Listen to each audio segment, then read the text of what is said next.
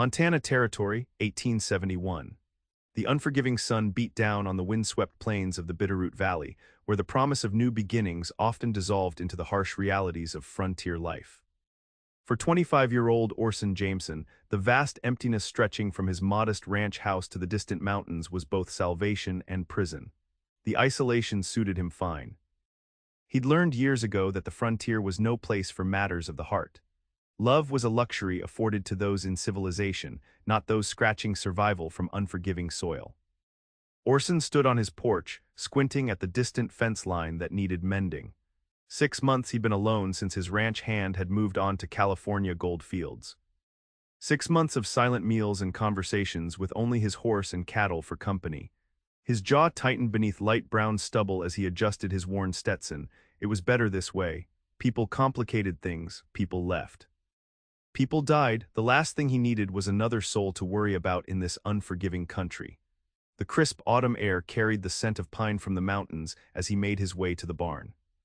His strong frame, hardened by years of ranch work, moved with the easy confidence of a man who knew his purpose. Keep the ranch running, survive the winter, that was enough, it had to be. As he saddled his horse, a flash of memory surfaced, his father's voice on that terrible day 3 years ago. "Son, you can't wall yourself off forever. This land'll take everything if you let it, not just your sweat and blood, but your ability to feel anything at all." Orson pushed the memory away. His father hadn't understood. After watching his mother wither away from fever, then losing his father to a rustler's bullet, Orson had learned the truth. Attachment was vulnerability, and vulnerability got you killed in Montana Territory. The frontier demanded everything and offered little mercy in return. "Just you and me, Thunder," he murmured to the dappled gray stallion as he swung into the saddle. The horse nickered in response, the only conversation Orson needed. That afternoon, as dark clouds gathered over the mountains and the promise of an early snow hung in the air, Orson spotted something unusual on the horizon. A wagon moving slowly along the trail that passed near his property. Travelers weren't uncommon, but this one appeared to be struggling, listing to one side as it crawled forward. He considered ignoring it. Whatever trouble these folks had found wasn't his concern. The sensible thing would be to continue mending fences and let them pass by. But something, perhaps his father's voice still echoing in his mind, made him turn Thunder toward the wagon. As he approached, he saw a young woman fighting to control 2 oxen through the increasingly muddy track. The wagon's rear wheel had broken, causing it to list dangerously. One strong jolt would topple it entirely. "Hold up there," he called, riding closer. "That wheel won't make it another mile." The woman turned and Orson felt an unexpected jolt. She was young, perhaps 22, with golden blonde hair escaping from beneath a practical bonnet. Her blue calico dress was travel-worn but neat, and her face, though streaked with worry and exhaustion, held a striking beauty that made him momentarily forget his words. "I'm well aware," she replied, a hint of frustration in her voice. "But unless you've got a spare wheel hidden in your saddlebag, mister." Orson Jameson," he cleared his throat. "My ranch is about a half-mile back. That storm's coming in fast. You'd best get somewhere secure before it hits." She assessed him with clear green eyes that seemed to look straight through his carefully constructed walls. "I'm Violet Andrews. Traveling to Helena to meet my uncle." She glanced back at the wagon, which contained several trunks and crates. "Everything I own is in there." The first fat raindrops began to fall as Thunder shifted nervously beneath him. The decision was made before he could talk himself out of it. "Get your oxen moving. Follow me to the ranch. We can secure your belongings there until the wheel can be fixed." She hesitated only a moment before nodding. "Thank you, Mr. Jameson." They barely made it to the ranch before the sky opened. By the time they'd unhitched the oxen and secured them in the barn alongside Thunder, both were soaked to the skin. Orson led Miss Andrews to the house, uncomfortably aware of how long it had been since anyone, let alone a woman, had crossed his threshold. "It's not much," he said gruffly, lighting the lamp in the modest main room with its plain furniture and functional kitchen. A door led to his bedroom, and another to the small room his ranch hand had once used. Violet Andrews stood dripping on the plank floor, surveying her surroundings with unreadable eyes. "It's shelter," she said simply, "and I'm grateful for it." He awkwardly offered her the spare room and some old clothes of his that might serve until hers dried. As he heated water for coffee, he wondered what madness had possessed him to invite a stranger, a woman, into his home. She was a complication, a responsibility, exactly what he'd spent years avoiding. Later, as they sat at his table sharing a simple meal of beans, biscuits, and dried beef, the silence grew uncomfortable. Orson wasn't used to conversation anymore. "You run this place alone?" she finally asked, her voice soft but direct. "Yes." "Family?" "None." His tone discouraged further questions, but she didn't seem deterred. "I lost my parents last spring." "Cholera," she spoke matter-of-factly, though Orson caught the flicker of pain across her features. "My uncle in Helena is all I have left. He's arranged for me to marry his business partner's son." She said this last part with a strange detachment that made Orson look up from his plate. "You've never met him. The man you're to marry." She shook her head. "No, but Uncle writes that he's respectable and well-established." Her smile didn't reach her eyes. A woman alone has limited options in this territory. Orson nodded, knowing the truth of her words. The frontier was especially harsh on women without protection. An arranged marriage to a stranger might not be ideal, but it offered security, practical if nothing else. "I can ride into town tomorrow, see about getting your wagon fixed," he offered, surprising himself. "Storm should pass by morning." "That's very kind, Mr. Jameson." "Orson's," he corrected, then immediately wondered why. "Violet," she returned with a genuine smile that transformed her face entirely. That night, lying in his bed listening to the storm rage outside, Orson found himself unnervingly aware of the woman sleeping across the hall. Her presence had already disrupted the careful routine of his solitary existence. She would be gone soon enough, he reminded himself, back on her way to Helena and a sensible marriage to a man who could provide for her. It was best for everyone, but as sleep finally claimed him, Orson couldn't ignore the realization that his empty house had felt less empty tonight than it had in years. The morning dawned clear and cold, the storm having left a glistening frost across the landscape. Orson rose early as usual, stoking the fire and putting coffee on before heading out to tend the livestock. When he returned, he found Violet at his stove, her hair neatly braided down her back, wearing her own clothes again. "Hope you don't mind," she said, gesturing to the pan of frying bacon. "Seemed the least I could do." The domesticity of the scene struck him with unexpected force. How long had it been since he'd shared a morning with another person, since anyone had cooked in his kitchen? "Smells good," he managed, hanging his hat on the peg by the door. Over breakfast, he explained his plan. "I'll ride into Silver Creek, see if the blacksmith can help with that wheel. Probably take most of the day." Violet nodded. "I noticed your garden could use some attention, and your cupboards are nearly bare. I could make myself useful while you're gone."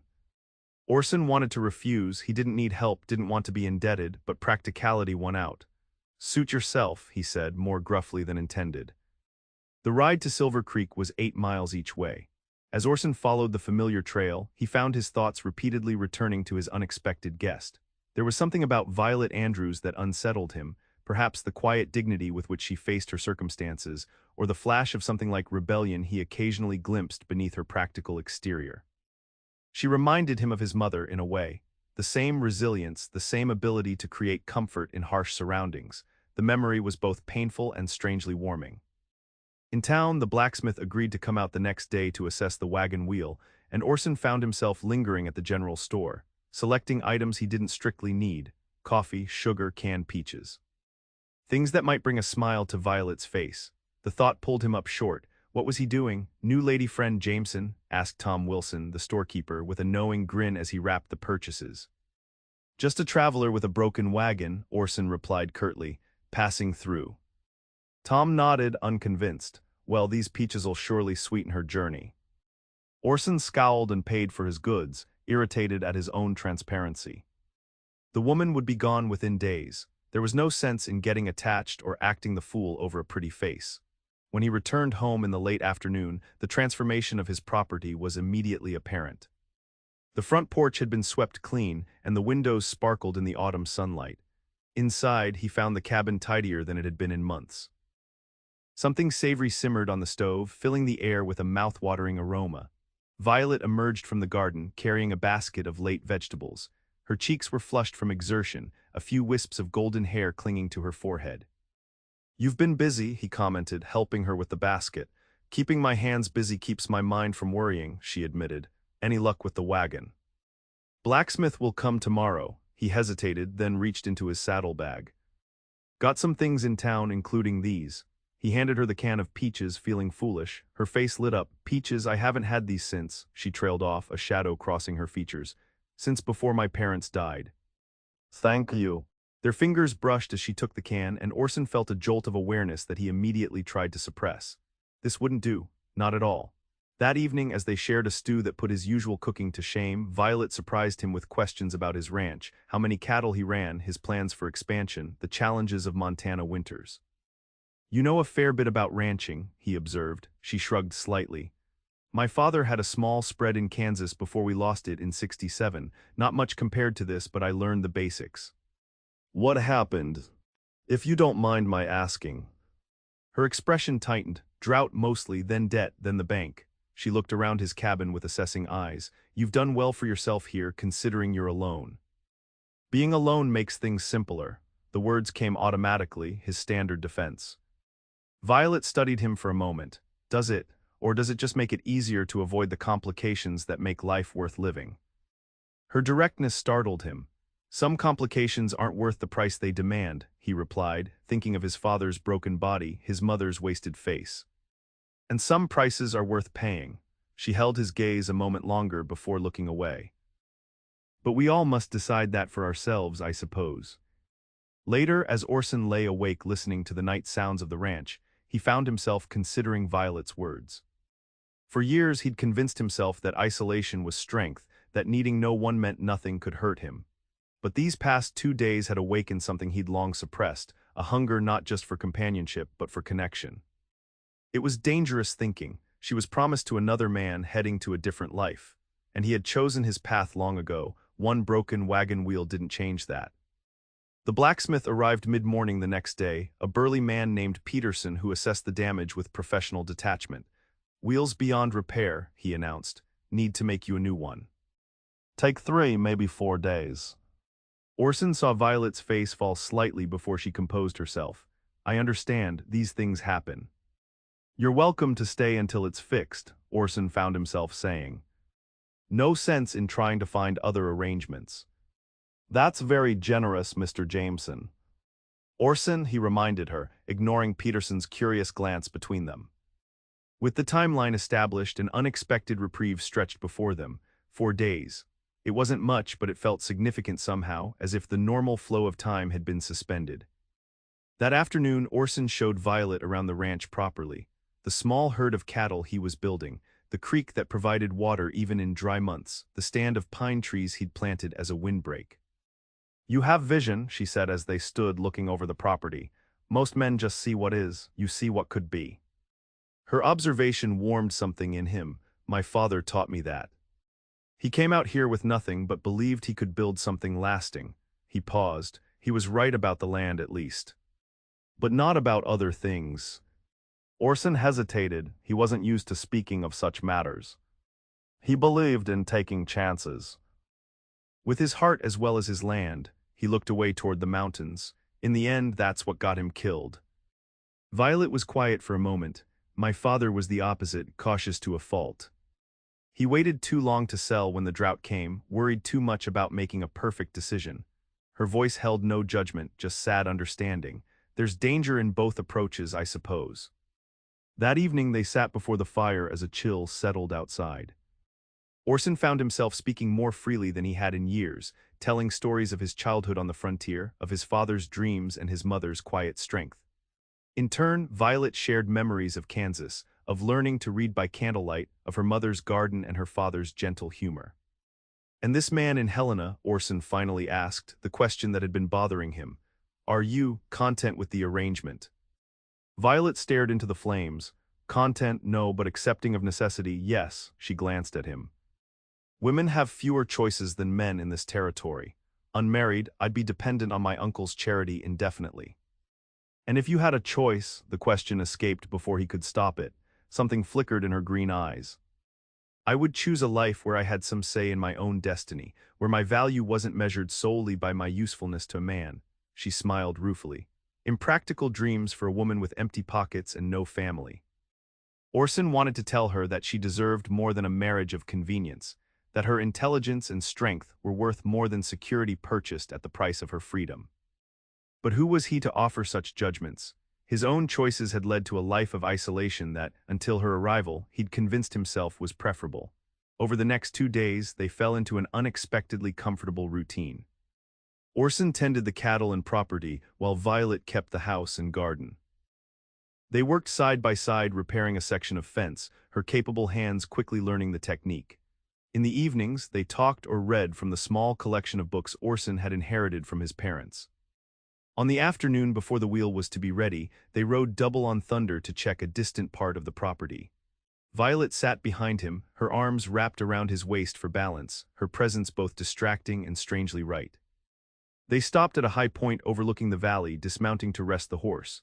"It's beautiful," Violet said, gazing at the panorama of plains, mountains, and sky. "I can see why you chose this place." "Never gets old," Orson agreed. "Even in the hardest times, this view reminds me why I stay." She turned to face him, the wind catching strands of golden hair that had escaped her bonnet.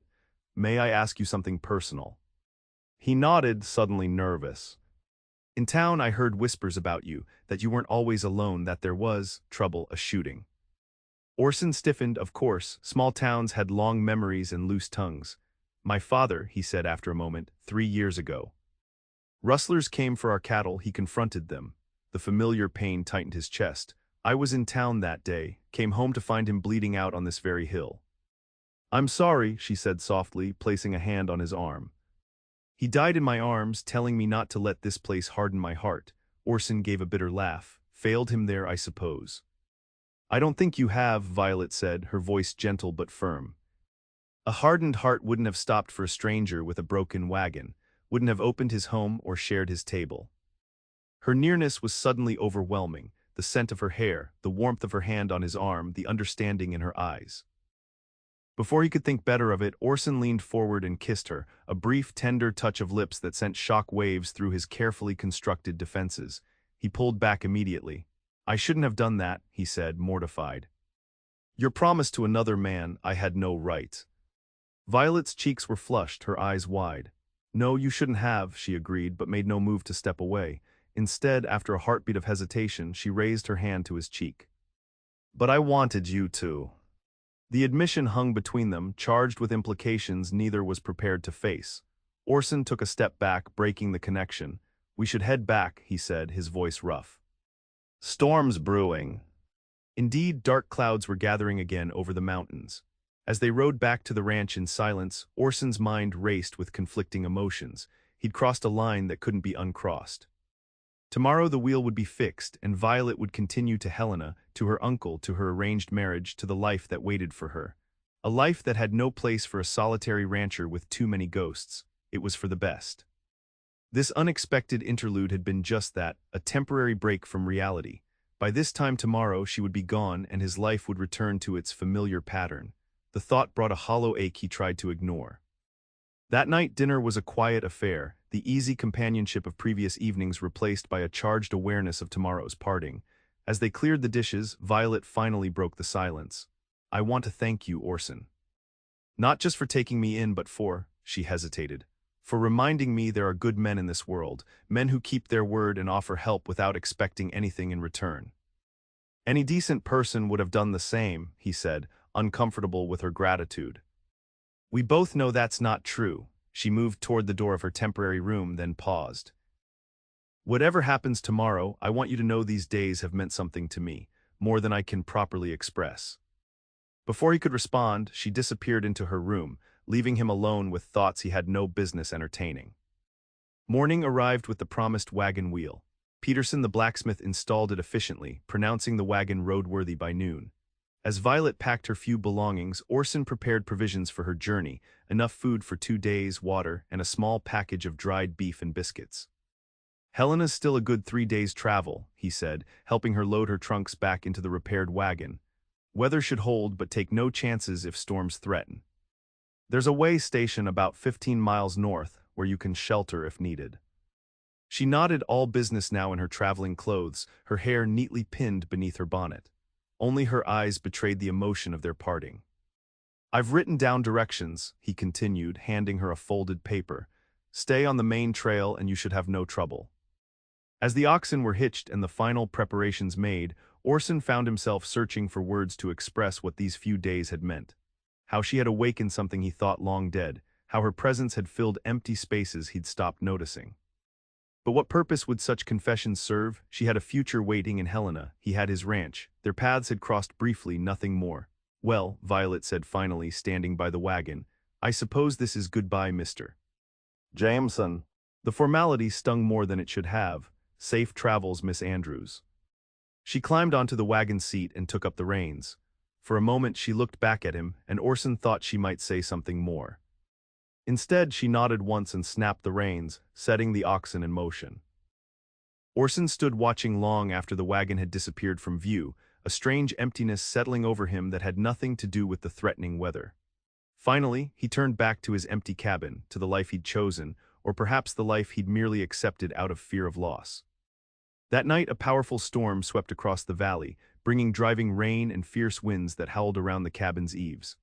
Orson sat before the fire, unable to stop wondering if Violet had reached shelter, if she was safe, if she was thinking of him as he was thinking of her. It was madness, this preoccupation with a woman he'd known for less than a week.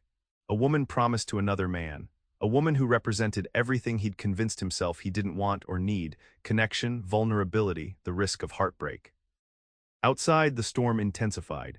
A particularly violent gust rattled the windows, and Orson found himself on his feet, peering out into the darkness, as if he might somehow see her through the tempest. Common sense told him she would have reached the way station hours ago. She would be safe, dry, continuing her journey to Helena once the weather cleared. The thought brought little comfort. Near midnight, as Orson was preparing for bed, a sound cut through the storm's fury, the frantic whinny of a horse in distress. He grabbed his lantern and rifle, rushing outside to the barn where the animals were stabled. Thunder was agitated, ears pricked toward the door, but it wasn't his horse making the commotion. Following the sound, Orson stepped back into the rain, raising his lantern. Through the downpour he made out a shape approaching from the road, a rider on horseback bent low against the storm. "Hello, the house," came a voice, barely audible above the wind. Orson moved forward, heart pounding. "Who goes there?" The rider straightened, pushing back a dripping hat, and Orson nearly dropped his lantern. "Violet."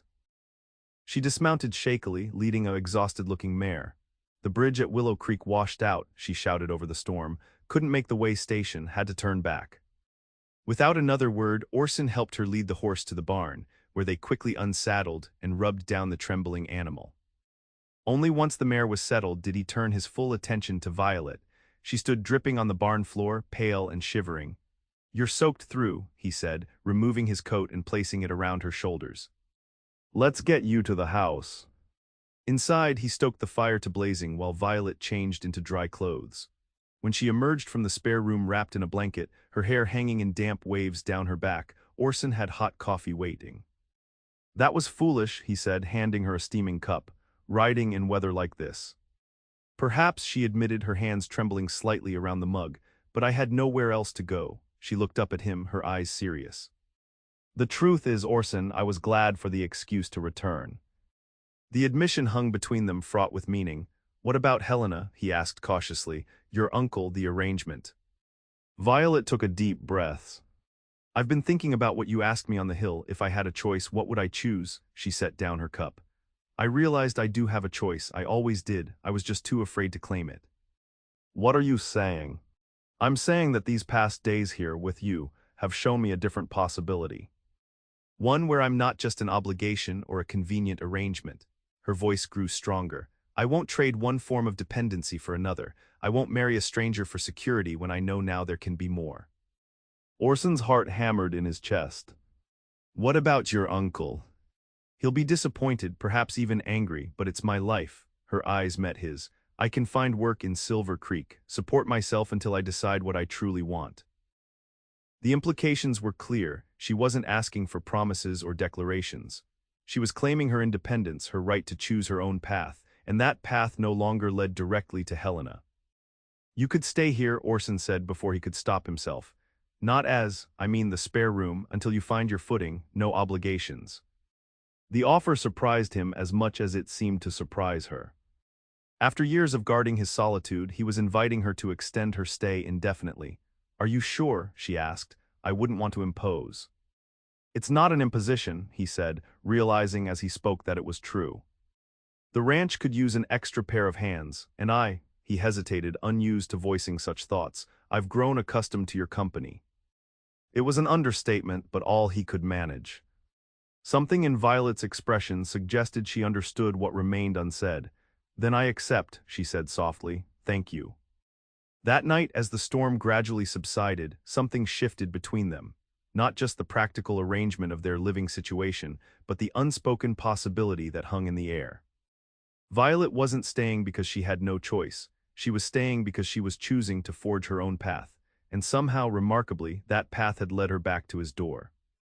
The next morning dawned clear and bright, the storm having washed the world clean. As Orson tended the livestock, he found himself whistling for the first time in years, his steps lighter despite the mud left by the deluge. Over the following weeks they established a new routine. Violet proved as capable around the ranch as she was in the house, learning quickly and working tirelessly. She rode into Silver Creek twice to send letters to her uncle, explaining her decision and asking for her remaining possessions to be forwarded. The replies, when they came, were predictably disapproving, but stopped short of disowning her entirely.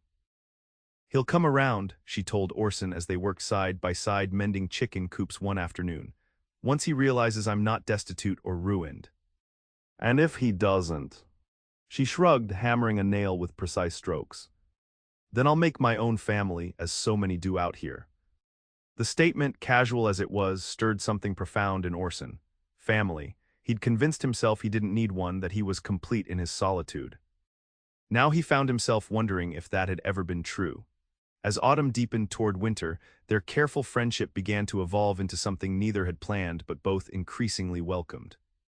It happened in small moments, hands touching as they passed tools, lingering glances across the dinner table, conversations that stretched late into the night. One evening, as the first snow of the season dusted the ground outside, Orson found himself telling Violet about his deepest fears, not just of loss, but of failing those who depended on him. "After my father died, I convinced myself the only way to avoid that kind of pain again was to need no one, to let no one need me," he admitted. "It seemed safer, simpler." "And now?" she asked, her face soft in the firelight. "Now I'm not so sure," he met her gaze. "These weeks with you, they've made me question everything I thought I knew about what I wanted, about what's worth the risk." Violet moved closer to him on the bench they shared. "I used to think security was everything, that protecting myself from hurt meant accepting whatever safe harbor was offered, even if it meant giving up my dreams." Her hand found his. "I was wrong, too." The kiss that followed was nothing like their brief exchange on the hillside. This was slower, deeper, a mutual exploration that acknowledged what had been growing between them since that stormy day when she'd returned to the ranch. When they finally parted, Orson rested his forehead against hers. "I don't want to rush you," he said quietly. "You came here for independence, not to tie yourself to another man so quickly." "True," she agreed, her fingers tracing his jawline, "but choosing someone freely is very different from being chosen for them." She smiled. "Besides, I'm still independent, I make my own decisions, and right now I'm deciding I want to see where this leads." As winter settled over the ranch, bringing short days and long, intimate evenings, their relationship deepened beyond either's expectations. Orson found himself sharing dreams he'd barely acknowledged, expanding the herd, building a larger house, perhaps one day establishing a legacy that would outlast him. Violet spoke of her hopes to start a garden come spring, to perhaps teach at the small school in Silver Creek once a week. They were building a future, day by day, choice by choice. The first significant test of their new understanding came in early December, when a letter arrived from Violet's uncle. He was coming to Silver Creek on business and insisted on seeing her, his tone making it clear he hoped to persuade her to reconsider her rash decision. "You don't have to meet him," Orson said as they discussed it over dinner. "Yes, I do," Violet replied firmly. "I won't hide from him as if I've done something shameful. My choices are my own and I stand by them." The day of the meeting arrived cold and clear. Orson drove Violet into town in the wagon, tension evident in the set of his shoulders. "Would you like me to come in with you?" he asked as they stopped outside the Silver Creek Hotel where her uncle was staying. Violet straightened her best dress, a deep blue wool that brought out her eyes. "No, this is something I need to handle alone," she squeezed his hand. "Wait for me at the general store." I won't be long. Inside the hotel's small dining room, George Andrews rose to greet his niece, his expression a mixture of relief and disapproval. He was a prosperous-looking man in his 50s, his clothes speaking of Eastern money and influence. "Violet, my dear, you look," he paused, assessing her, "well, considering the circumstances." "I am well, uncle." "Very well, in fact." She sat across from him, chin held high. "So I gather from your letters, though I confess I'm at a loss to understand your decisions." He leaned forward. The arrangement with Harold Whitfield was advantageous in every way. He's still willing to consider the match, despite this temporary madness. "It's not temporary," Violet said calmly. "And I won't marry a man I've never met simply because it's convenient for all parties except me." "Then what do you intend?" "To work as a hired hand on some stranger's ranch, to throw away your upbringing and prospects." His voice rose slightly. "Your parents would be devastated to see you reduced to such circumstances." The accusation struck home, but Violet held firm. "My parents taught me to value myself, to seek happiness as well as security. I'm not reduced, uncle. I'm finding my own way. With this Jameson fellow," he practically spat the name. "Yes, I've made inquiries. Son of a man killed by rustlers, lives alone, barely scraping by from what I hear." "You hear wrong," Violet said, a flash of anger coloring her words. "Orson Jameson is a good man building something meaningful. He took me in when I was stranded, expected nothing in return, and has treated me with nothing but respect." Her uncle's expression softened slightly. "I don't doubt he has qualities, my dear, but surely you see this can't last. Winter in Montana is no picnic. By spring, you'll be longing for the comforts of civilization, for a proper home and position. Perhaps I'll want those things, perhaps not." Violet reached across the table to touch her uncle's hand. "But I need to discover that for myself, not have my life decided by others, however well-meaning." The conversation continued another half hour, neither fully convincing the other but reaching a tentative peace. Her uncle agreed to forward her remaining possessions and a modest sum that had been her mother's, your inheritance, after all, while Violet promised to write regularly and consider visiting Helena in the spring. "I do care for you, child," he said as they parted. "I only want what's best for you." "I know," she replied, embracing him, "but trust that I might know what that is better than anyone else." When she rejoined Orson at the general store, her expression was composed but determined. "Well?" he asked, searching her face for clues. "Well," she said, taking his arm as they walked back to the wagon, "I believe my uncle now understands that while his niece may be living unconventionally, she is neither desperate nor confused." She smiled up at him. "In fact, she knows exactly what she's doing." The weeks leading to Christmas brought heavy snows that isolated the ranch from town, creating a cocoon of intimacy around their growing relationship. They spent evenings planning improvements for spring, a larger chicken coop, an expanded garden, repairs to the barn roof. On Christmas Eve, they sat before a fire adorned with pine boughs Orson had gathered from the forest edge. A small gift wrapped in brown paper sat in Violet's lap, a hand-carved hairbrush Orson had been working on secretly for weeks. "It's beautiful," she said, running her fingers over the polished wood. "Thank you." "I have something else for you," he said, his voice suddenly serious. "Not exactly a gift, more of a question." From his pocket, he withdrew a simple gold band that had been his mother's. "I've been thinking about what you said about choosing freely rather than being chosen for, about building something meaningful." He took her hand. "I love you, Violet. These past months have shown me that closing myself off was never the answer. You were right that day on the hill. Some prices are worth paying, and the risk of loss is worth the joy of connection." Her eyes shimmered with unshed tears as he continued. "I don't offer security or wealth or position, just partnership. A life built together day by day." He held out the ring. "Will you marry me, not because you need to or because it's expected, but because you choose to?" Violet looked at the simple band, then at the man holding it.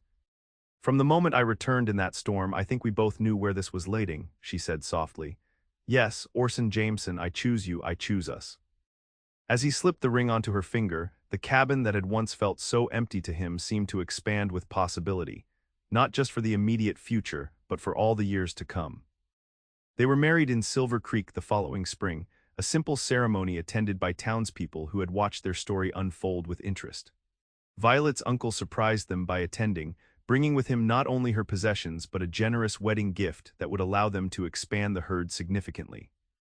"I still think you could have done better," he whispered to Violet at the small reception, but his smile took the sting from his words.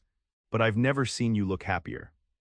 That evening, as they returned to the ranch, their ranch now, in truth as well as spirit, Orson helped Violet down from the wagon and swept her into his arms to carry her across the threshold of their home. "Welcome home, Mrs. Jameson," he said, setting her down in the main room that now bore countless touches of her presence: curtains at the windows, books on new shelves, flowers in season on the table. "I've been home for months," she replied, reaching up to touch his face. "From the moment I chose to stay, this has been home." As spring bloomed into summer, the ranch flourished under their combined efforts. The garden Violet planted yielded abundantly, the expanded herd thrived, and plans for additions to the house took shape. What had once been a place of solitary survival was transforming into a true homestead, the beginning of the legacy Orson's father had dreamed of. One evening, as they sat on the porch watching the sunset paint the mountains gold, Violet took Orson's hand and placed it over her abdomen. "There will be 3 of us by winter," she said, her voice filled with quiet joy. The news washed over him like a warm wave, not just happiness, but a profound sense of rightness. The family he'd once believed he neither wanted nor deserved was taking shape before him. "Are you afraid?" Violet asked, reading the complex emotions on his face. "Terrified," he admitted, "but not in the way I once was." He drew her close. "I used to think loving someone meant inevitable loss. Now I understand it means gaining something worth any risk." As the sun slipped behind the mountains, painting the sky in shades of promise, Orson Jameson looked at the woman beside him, the unexpected visitor who had awakened his heart from its long slumber, and knew with certainty that the greatest act of courage wasn't facing down rustlers or surviving Montana winters. It was opening oneself to love in a world where nothing was guaranteed except the value of the attempt. The frontier demanded much, but it also rewarded those brave enough to build not just homesteads but homes, places where hearts as well as bodies could find shelter. In Violet, he had found not just a wife but a partner in creating something that would outlast them both. A legacy of love that had begun with a broken wagon wheel and a storm that had brought her back to his door.